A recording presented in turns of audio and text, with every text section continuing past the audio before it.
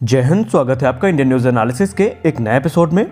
आज हम बात करेंगे उन 156 इक्विपमेंट्स के बारे में जिसको भारत ने एक्सपोर्ट करने की मंजूरी दे दी है।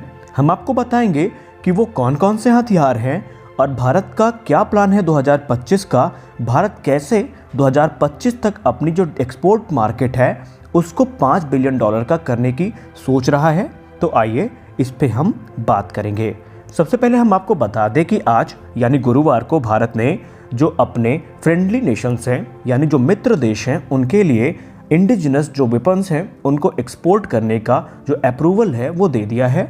इसमें से इंडिजिनस हमारा लाइट कॉम्बैट एयरक्राफ्ट तेजस, आर्टिलरी गन, एक्सप्लोजिव, टैंक और मिसाइल्स, एंटी टैंक माइंस और कुल मिलाकर के 156 ऐसे डिफेंस इक्विपमेंट्स हैं जिनको एक्सपोर्ट करने की मंजूरी दे दी गई है।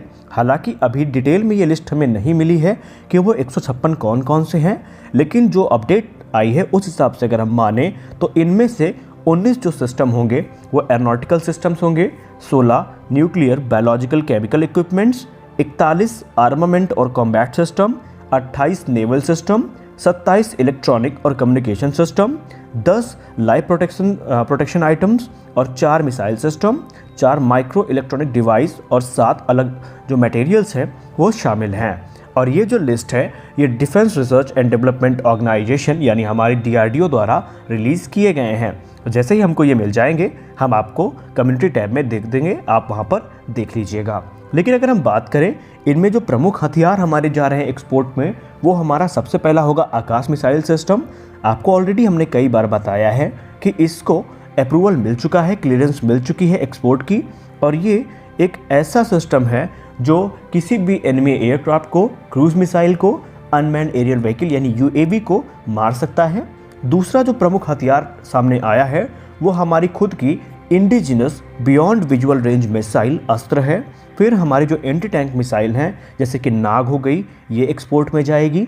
और ब्रह्मोस सुपरसोनिक क्रूज मिसाइल भी एक्सपोर्ट के लिए तैयार है। इसके अलावा तेजस का जो एक्सपोर्ट वेरिएंट है माना जा रहा है कि वो भी अब मित्र देशों को एक्सपोर्ट किया जाने के लिए तैयार है। अब अगर हम बात करें आकाश सिस्टम की तो ये एक surface to air missile system है जो कि शॉर्ट रेंज में एयर डिफेंस प्रोवाइड करता है और किसी प्रकार के भी जो हवाई खतरे हैं उनसे 25 किलोमीटर तक की दूरी में ये निपटने में सक्षम है। वहीं अस्त्र की अगर हम बात करें तो अस्त्र हमारी खुद की बनाई बियॉन्ड विजुअल रेंज की एयर टू एयर मिसाइल है और इसे भारत इस समय Su-30 MKI में इंटीग्रेट कर चुका है। और तेजस Mk-1A और जो हमारे दूसरे फाइटर जैसे MiG-29 है उसमें जो इंटीग्रेशन का प्रोसेस है वो चालू है और ये काफ़ी बढ़िया और घातक मिसाइल है जो भारत ने खुद बनाई है। तीसरी है ब्रह्मोस सुपरसोनिक क्रूज मिसाइल। इसकी तारीफ में जितनी बातें की जाएं उतनी कम होगी क्योंकि ये दुनिया की सबसे घातक मिसाइल है, सबसे तेज मिसाइल है सुपरसोनिक। और सबसे खास बात ब्रह्मोस स्प्लिट मनूवर करने में सक्षम है, जिस कारण इसको एनिमी की जो एयर डिफेंस सिस्टम है अगर देख भी लेती हैं तो इसका कुछ भी नहीं कर पाती हैं।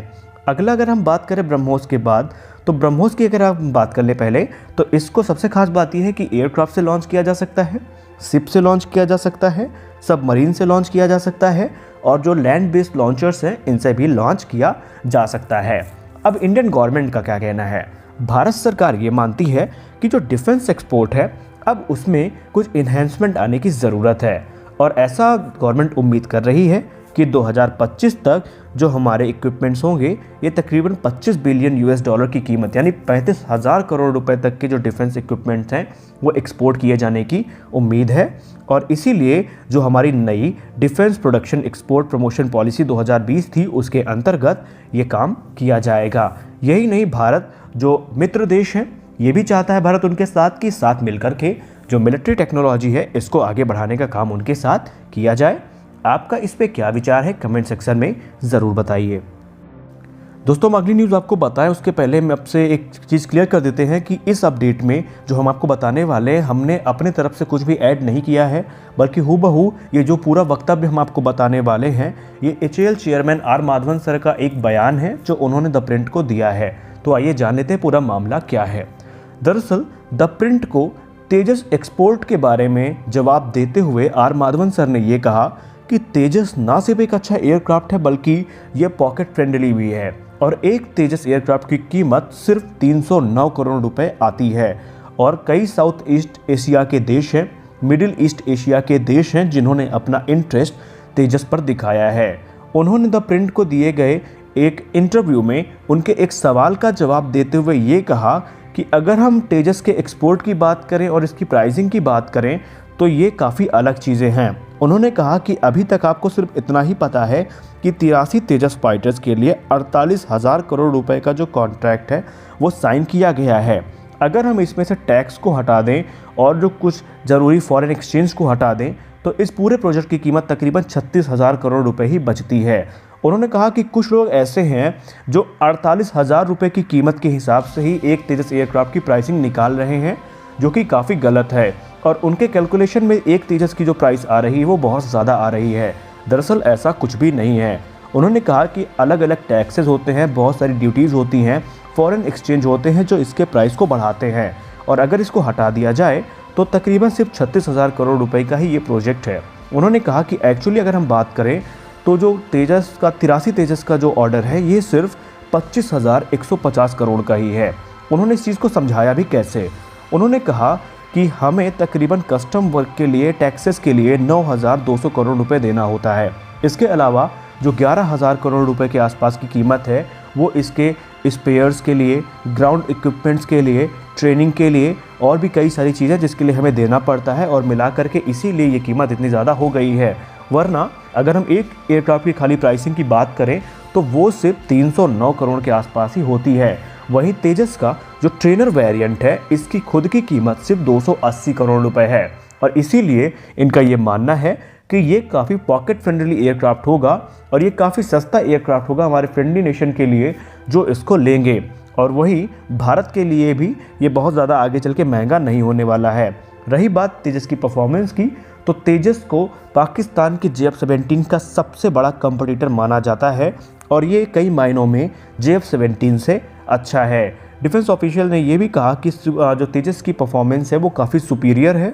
चाहे बात कर लेते हैं इस एयरक्राफ्ट की रेडार की, इसके इंजन की, इसके इलेक्ट्रॉनिक वॉरफेयर शूट की और अलग अलग चीज़ों की, तो ये हर चीज़ में JF-17 को पीछे छोड़ देता है। हालांकि उन्होंने खुल करके तो ये देशों का नाम नहीं बताया कि कौन देश इसको लेना चाहते हैं, लेकिन अंत में उन्होंने सिर्फ इतना कहा कि जो देश इस पे इंटरेस्टेड हैं उनमें श्रीलंका, इजिप्ट और भी कई सारे मिडिल ईस्ट के देश हैं जो यहाँ पर इसको लेकर के इंटरेस्टेड हैं।